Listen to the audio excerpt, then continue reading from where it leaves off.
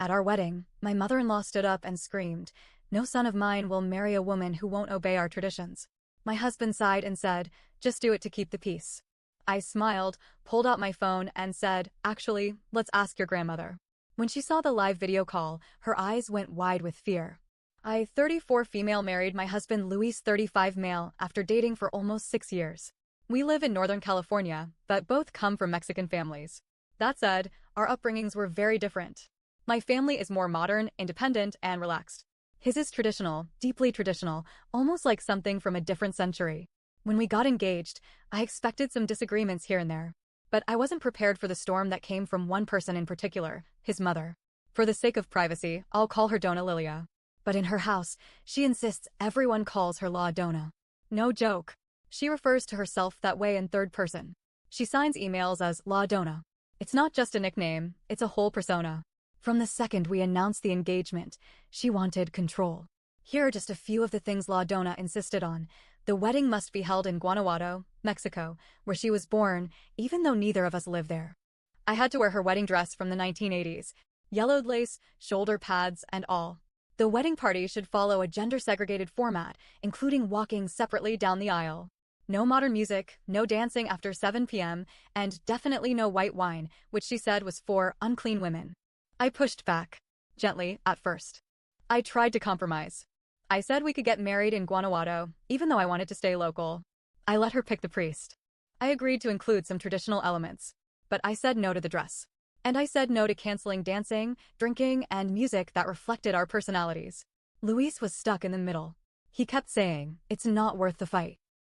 Let her have this one. She'll calm down." But she didn't. One day, maybe 2 months before the wedding, we were going over the ceremony with the priest, who, by the way, was handpicked by her because he understands our roots, and La Dona casually mentioned that I would be expected to kneel before Luis and recite a vow of obedience. I thought I misunderstood. I laughed. She didn't. She explained, in front of the priest and Luis and his cousins, that in their family, the bride must kneel in front of the groom, place her hands in his, and say, "I will obey you, serve you, and honor you for the rest of my days. Your will is my will." I stared at her. The room was dead silent. I looked at Luis and said, "You don't expect me to say that, do you?" He looked uncomfortable. Didn't answer at first. Then said the words that flipped a switch in my head. "Just do it to keep the peace." After that day, things went downhill fast. She started sending me emails. Paragraphs long. Explaining why tradition was important. Saying things like, a woman's role is not equal, it is essential but different.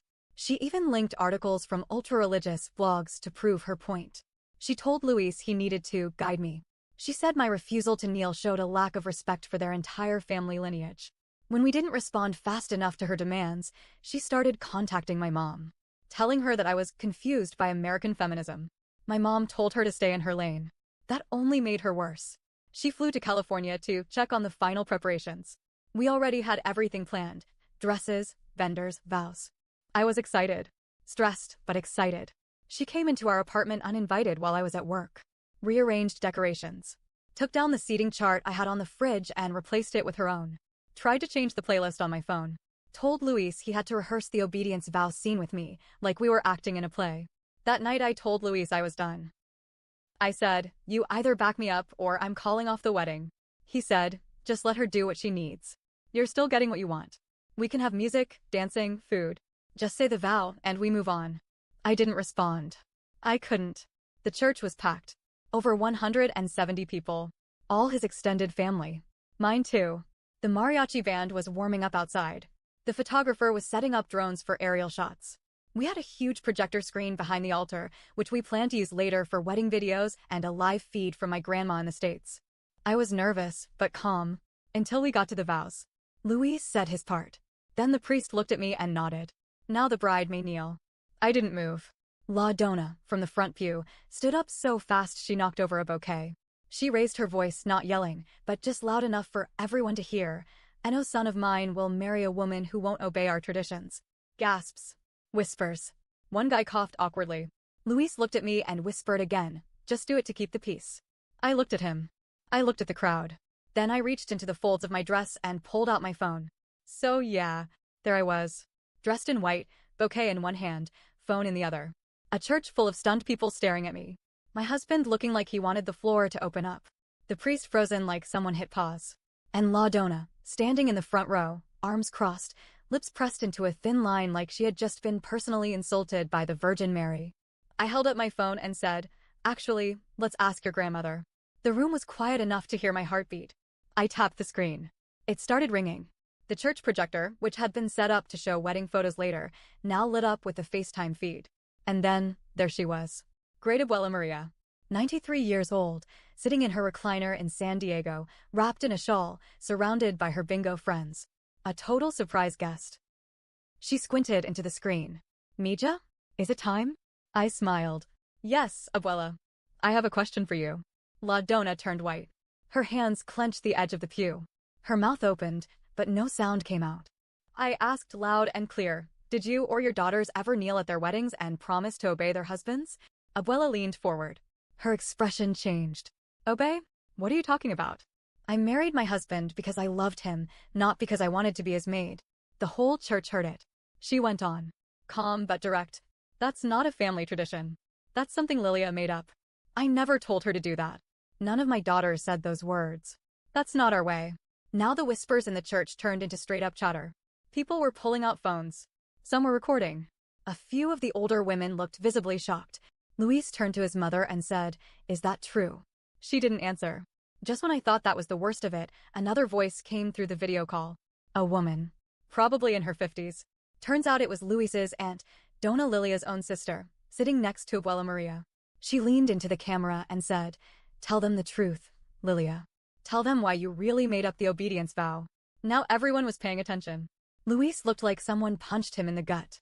The aunt didn't wait. She said those words at her wedding because her husband didn't want to marry her. She thought if she promised to obey him in front of the church, he wouldn't leave her. Abuela Maria nodded. It didn't work. Dead silence. You could have dropped a pin and heard it echo. La Donna looked like she was about to faint. The priest quietly stepped back. The altar boys avoided eye contact. My maid of honor whispered, "Should I sit down or are we fighting someone?" Luis was still staring at his mother. She turned slowly, like her neck was made of cement, and whispered something to him. He shook his head. Then he looked at me. And he didn't look angry. He looked like a man who had just realized his whole life was based on someone else's lies. The projector screen was still on. People kept watching. The bingo ladies were cheering in the background. Abuela Maria was waving. "Basta ya. Let the girl say her own vows. It's her wedding, not Lilia's drama show." La Donna sat down. She didn't speak. But her face tight, red, stiff, said enough. People around her started pulling their chairs back. A few cousins moved to different pews. Some guests were standing now. I thought that would be the end of it. It wasn't. One of Luis's uncles, big guy, loud voice, known for being drunk at family events, stood up near the back and yelled out, "If the bride can disrespect tradition, why have a church wedding at all?" Now people were arguing. Like really arguing. Another cousin shouted back, "If your tradition is a lie, what are we even defending?" Luis's dad tried to calm them down, but then someone brought up another wedding from years ago where La Donna apparently forced a cousin's wife to wear her dress, and people were still mad about it. Now everything was unraveling. This wasn't just about me anymore. This was about decades of silent resentment finally breaking open, and I had accidentally lit the match. The church was chaos now. People were arguing in hushed tones, standing up, whispering, sitting back down. Some older relatives looked confused. Others looked like they were finally getting answers they'd been waiting years for. The priest leaned toward Luis and whispered, "We can pause the ceremony if you want." Luis didn't respond. He looked stunned. La Donna stayed seated, but I could see her gripping the edge of the pew so hard her knuckles were white. Her eyes weren't on me. They were on the screen. On Abuela Maria. Just when I thought things might calm down, Abuela Maria leaned in closer to the screen and said something barely audible. "She never told you, did she?" I blinked. Told him what? Luis looked up. Told me what? Abuela looked serious now. Her voice was calm but heavy. "Your mother tried to stop your father from seeing me for over 10 years. Luis looked confused. "What do you mean?" Abuela sighed. "After your father and I had a falling out, he still called me sometimes. But your mother didn't like that. She told people I was mentally unwell. That I didn't support the family. She told people not to trust me. I wasn't even invited to your high school graduation." Luis whispered, "That was because you were sick." "No, Mijo. That's what she told you. I wasn't sick. I was cut out. Because I told her once, just once, that marriage should be equal. The church was dead quiet again.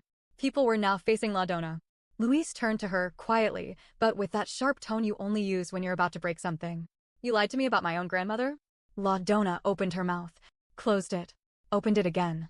I did what I had to do. Before anyone could speak again, Luis's aunt, still on the video call, interrupted. Tell him all of it, Lilia. Or I will.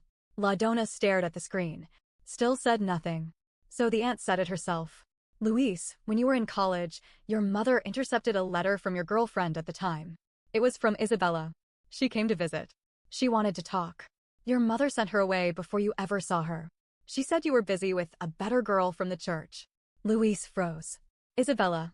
I knew that name. She was the girl Luis dated in college before me. They'd lost touch, and he always said he didn't know why. She told me she got tired of waiting, he said slowly. She never stopped waiting, said the aunt. Your mother made sure she never got near you again. Gasps. Loud ones. Two of the bridesmaids covered their mouths. I've never seen a man look more broken than Luis did at that moment. He stepped away from the altar, put both hands on the pew in front of his mother. Why would you do that to me? La Donna didn't answer. He turned to the priest. Can we have a moment, please? The priest nodded and stepped aside. Luis took my hand and walked me down the aisle, past the whispers, past the people recording, past the cousins who were now glaring at his mother, and led me into a small hallway behind the altar. We stood in silence for a few seconds. Then he said, I didn't know about any of it. I nodded. I believe you. I thought I knew who she was. She raised me. I thought she was just dramatic. Controlling, yeah. But I thought she was trying to protect me. I didn't realize she'd lie, manipulate, destroy other people's relationships. He sat down on a bench against the wall. What do we do? I looked at him. That's up to you. Back in the chapel, things weren't quiet anymore. One of Luis's cousins stood up and loudly said, if she's lied about all this, how do we know anything she says is real? Another relative added, she told me my wife was a gold digger. That's why I didn't invite her to our anniversary dinner. Then an older woman near the back stood and spoke to the crowd. She tried to convince us all that Maria was crazy. But Maria was the only one who told me to leave my abusive husband. People were turning on La Donna. Not just disagreeing, calling her out. And she, for the first time in probably her entire life, had nothing to say. Her mouth stayed shut. Her eyes were on the ground. Let me just say, my family? Watching this unfold like they paid for front row seats. My mom was sitting in the second row with her arms crossed, nodding like, MMMHMM. Let it burn. My cousins? Filming. Not even trying to be discreet. One of them whispered to the other, this is better than any telenovela I've seen. As if things weren't wild enough, the back doors of the church opened, and in walked a woman I'd never seen before. She was in her 40s, wearing jeans and a blouse. She looked around, confused, then locked eyes with La Donna. La Donna's whole body stiffened. The woman walked straight up the aisle and said, Lilia, you remember me? Luis's cousin whispered, who is that? The woman looked around at everyone. I'm Luisa. I'm Lilia's half-sister. She's been pretending I don't exist since 1989. Now the entire room exploded into gasps. Someone actually dropped a drink on the floor. I swear the priest nearly sat down in shock. So now there was this woman, Luisa, standing in the aisle. Calm, steady. Holding her bag, hands clenched, like she had practiced what to say 100 times in front of a mirror. And La Donna? She looked like the walls were closing in. People were stunned. Someone whispered, is that her sister? Another person said, half-sister? Since when? Luisa kept going. She told everyone I ran away. That I left the family. That I was jealous of her. None of it's true. She told my father not to include me in his will. She erased me. She looked around the church. I found out about this wedding through Facebook. And something told me to come. Now I know why. Luis slowly stepped back into the room just in time to hear that last part. He looked at Luisa, then at his mother. Why would you do that? Why would you erase your own sister? La Donna finally spoke. Barely. She was a mistake. The room gasped. Audibly. It was like oxygen got sucked out. Luisa didn't even flinch. You were always good at that, Lilia. Controlling the story. Hiding what made you feel small. Then it happened. Luis raised his voice, not a shout, but loud enough that his voice shook. You lied to me my whole life. You lied about Abuela. You lied about Isabella. You lied about your own sister? What kind of person does that? La Donna stood slowly. Her voice came out icy. I did what I had to do. To protect this family. Luis shook his head. No. You protected your image. Not me. Not anyone else. The priest tried to step in. Maybe we can all take a moment, but it was too late. This had been building for decades. Louise turned to face the whole church.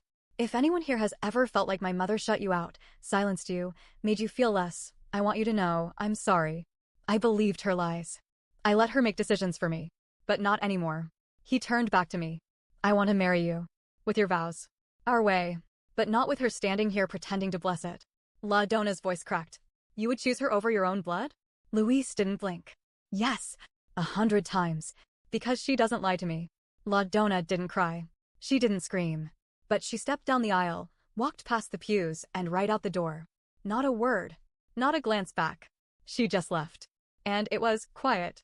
So quiet. I looked at Luis. He looked at me. And for the first time all day, he smiled. A real one.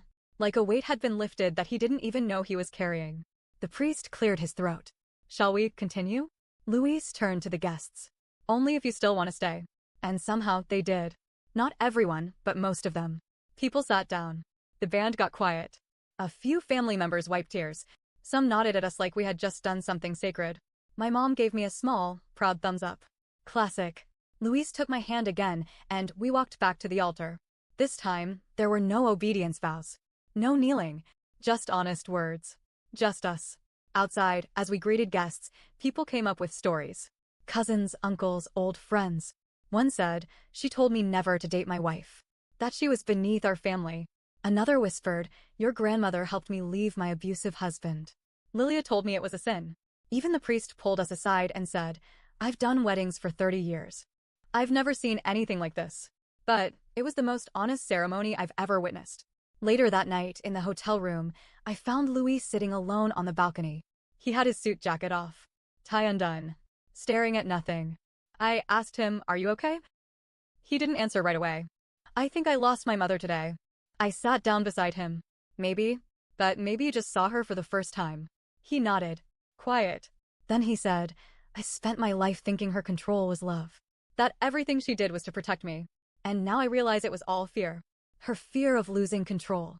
Her fear of people finding out the truth. And she passed that fear on to me. It's been 10 months since the wedding. Luis hasn't spoken to his mother. She hasn't tried to reach out either. But he did reconnect with his aunt and his half-aunt Luisa. They talk every week now. Abuela Maria passed away a few months after the wedding. But not before she got to see the photos. The videos. The happiness in Luisa's eyes. She said she was proud of him. That he broke the chain. As for me, I married a man who had to unlearn everything his mother taught him about control and obedience. And he's doing it. Every day. We don't talk much about the wedding. But when we do, we don't talk about the dress, the food, the music. We talk about the truth. And how freeing it was to finally say it, even if it shattered everything else.